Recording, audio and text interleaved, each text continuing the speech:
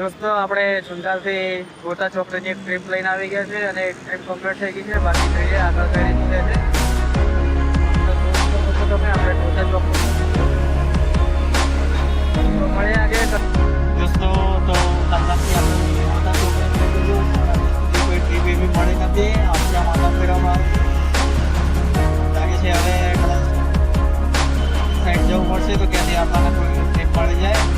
કલાક થઈ ગઈ છે અહીંયા પાણી નથી તો ચલો હવે આગળ આપણે બીજે કંઈક જઈએ જેથી કોઈ ટ્રીપ મળી જાય તો આપણું બુકિંગ ચાલુ. અને બહુ સારી ઇન્કમ થઈ છે.